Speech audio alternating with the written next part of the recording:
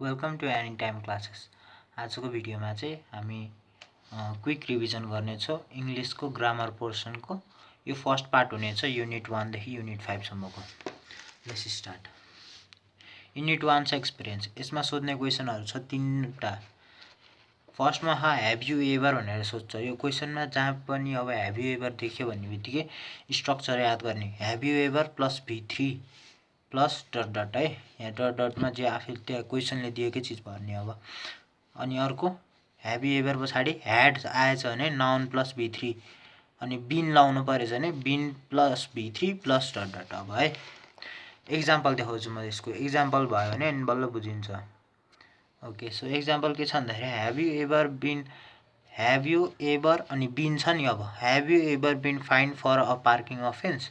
अर्को छ have you ever had your chest x-ray. अनि अब यस्तोको होइन, हामीलाई क्वेसनमा चाहिँ के दिँदो रहेछ भन्दाखेरि रिप्लाई पनि दे भन्दो रहेछ। रिप्लाई दे भन्यो भनेदेखि चाहिँ no I haven't but I have had है। I have had x-ray of teeth भयो। सेम चिज ह्याड अनि त्यस पछाडि अब यहाँ हामीले चेस्टको गरे होइन, एक्सरे टिथको गरे भनेर भन्नु पऱ्यो। युनिट 1 को यो चाहिँ यो बढी सोधे है। त्यस पछाडि अब अर्को छ युज टु। यो पनि त्यत्तिकै सोधे होइन। अब subject plus is am are not plus use to plus V4 अनि अब युज टु पछाडि V4 कहिलेकाहीँ बिङ प्लस V3 कहिलेकाहीँ have plus noun plus V3। अब यो भनेको के हो त, एक्जाम्पल हेरौँ।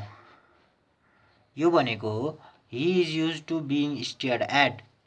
अब जस्तै कि क्वेसनमा केही कन्डिसन दिया हुन्छ क्या, he doesn't feel bad while staring भन्छ। अब त्यो भनेको के हो त, he is used to being stared at हो। अब अर्को के छ, यो पनि बिङ नै लागेको रहेछ। He is used to being out of breath हो।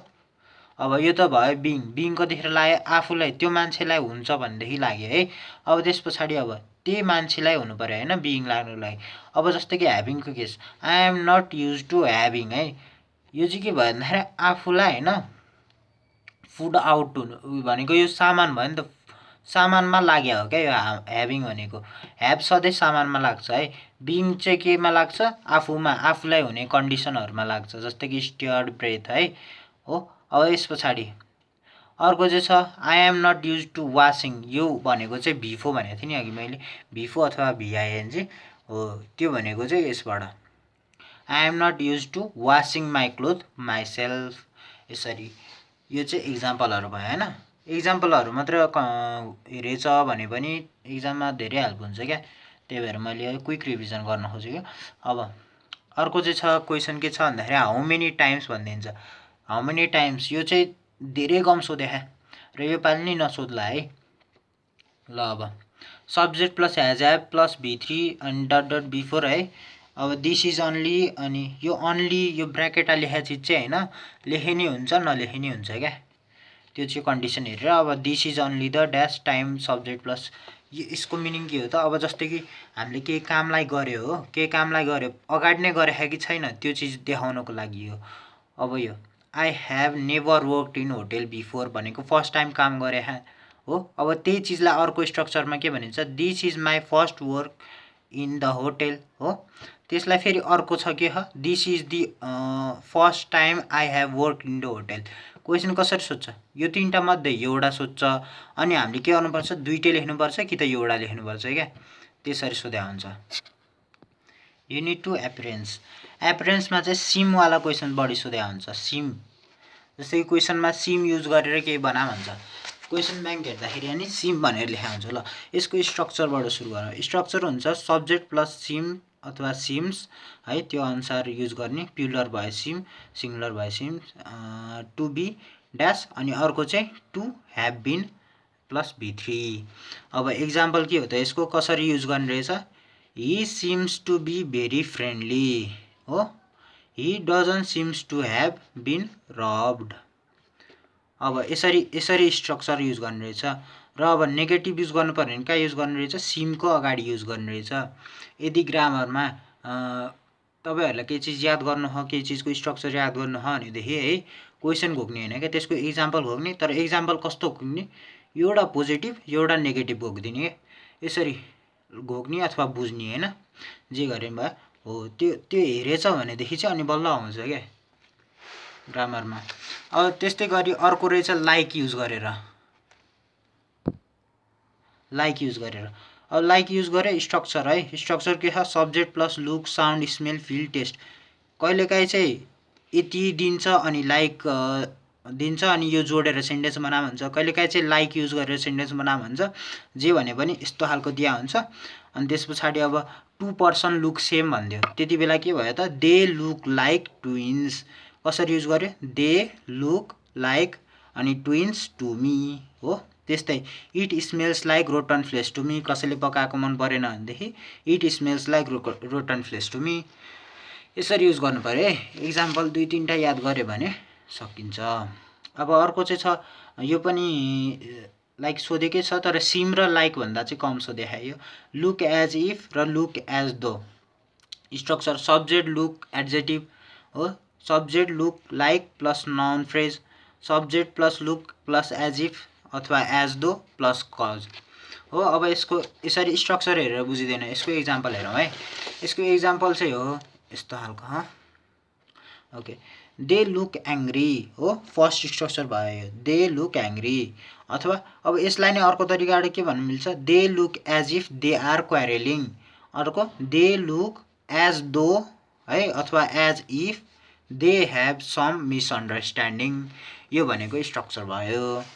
अब त्यस पछाडि मैले इम्पोर्टेन्ट क्वेसनहरू मात्र भनेको हो अनि त्यसको इक्जाम्पल दिइरहेछु है। ल अब युनिट 3 मा पुग्यौँ हामी। सो अब unit 3 relative clause. Relative clause भने है, रिलेटिभ क्लज भनेपछि के याद गर्ने who which where whom whose use गरेर सेन्टेन्स जोइन गर्ने भने हो। रिलेटिभ क्लजको अगाडि अनडिफाइन्ड अथवा डिफाइन्ड के लेखेको हुन्छ है, जे लेखे पनि यही हो। यो हामीलाई सोध्ने अहिले 12 मा सोध्ने भनेको चाहिँ यो हो है। फेरि हायर लेभलको मैले कुरा गरेँ होइन। अब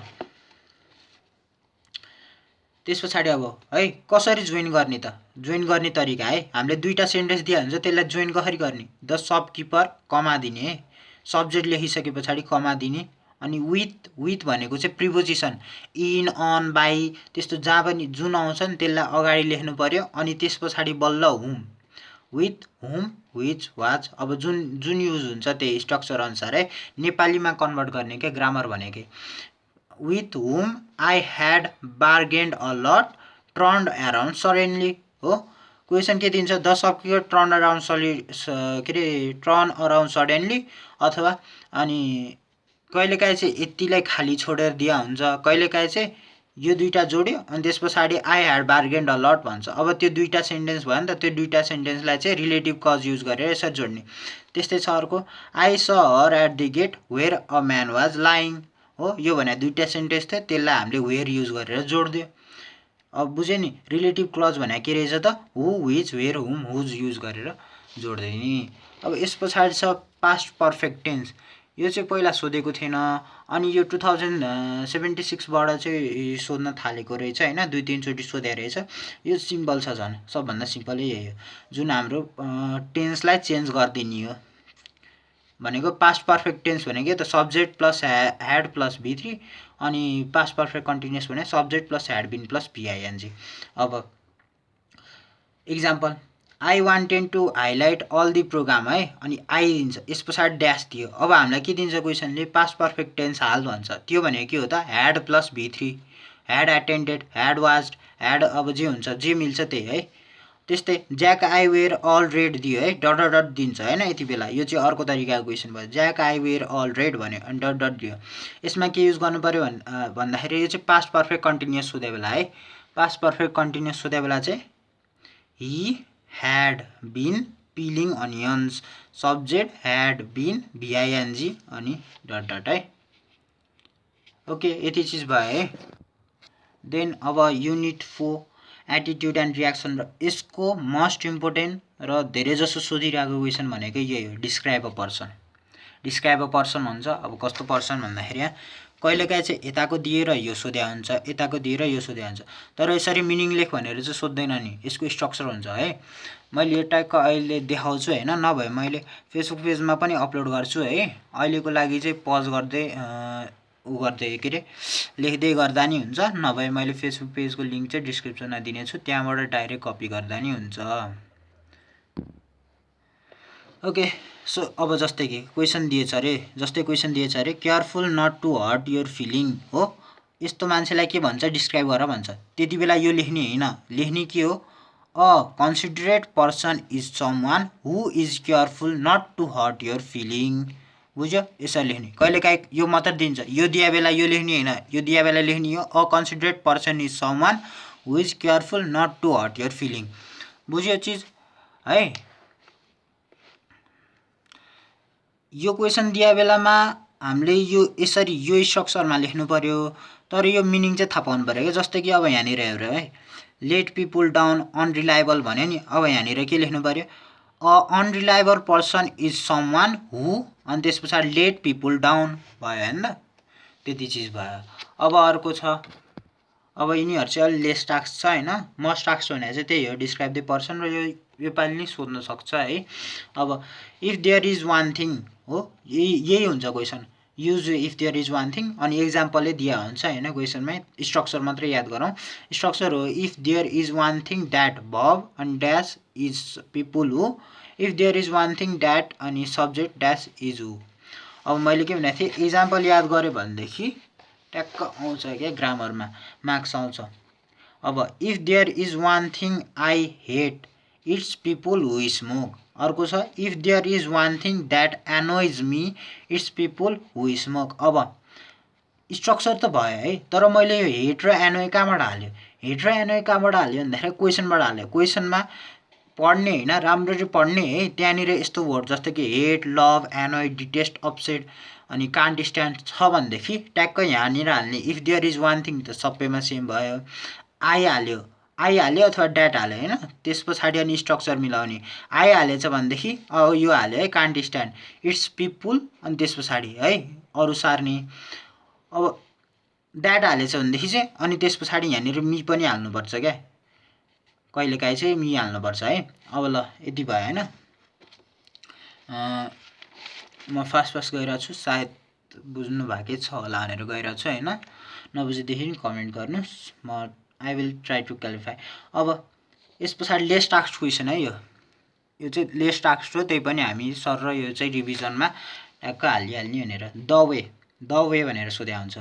यसमा के हुन्छ भन्दाखेरि पोलिटिसियन दिन्छ, रिलिजियस पिपुल दिन्छ, अब जे हुन्छ नि एउटा स्ट्रक्चर, एउटा पोजिसनमा पुगेको मान्छेको बारेमा के चाहिँ मनपर्छ के चाहिँ मन पर्दैन त्यसलाई चाहिँ द वे लगाएर अनि लेख्ने भन्छ। अब structure what I like about dash is the way subject, अनि त्यस पछाडि what I don't like about is the way and भयो है।